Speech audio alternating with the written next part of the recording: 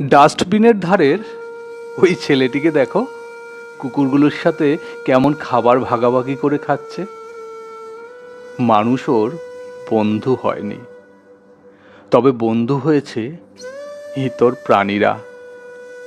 তোমাদের এলাকায় এসে ও কিন্তু কারো বাড়িতে আশ্রয় চায়নি, নিজে থেকেই জুটিয়ে নিয়েছে ওই জায়গাটা। ওর মাথা বাঁচানোর দরকার নেই, শুধু পেটটুকু বাঁচাতে চায়।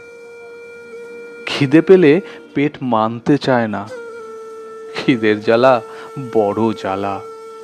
তাই তো ডাস্টবিনের ধারের জায়গাটা আদর্শ মনে করেছে। ডাস্টবিনে তোমরা কত কি ফেলে দিয়ে যাও, এঁটো খাবার, নষ্ট খাবার, ব্যবহারের অযোগ্য জিনিসপত্র, আরও কত কিছু। যে ধরনের খাবার তোমরা খেতে পারো না, ওই ছেলেটি দিব্যি ওসব খায়।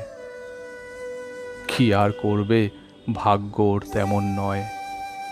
ভাগ্য সব কিছুতেই একটা বড় বিষয় হয়। রাস্তায় খাবার ফেলে দিলে কুকুরেরা খায়, ও কিন্তু সেভাবে খায় না।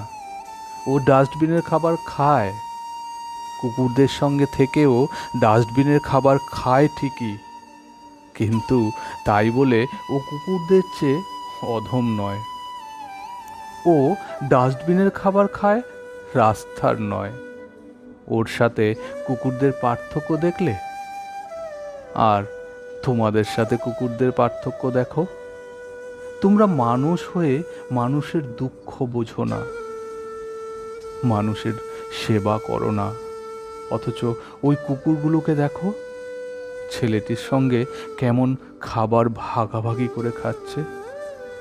আরও একটা ব্যাপার হলো, ওরা কিন্তু ছেলেটিকে মোটেও কামড়ে দিচ্ছে না।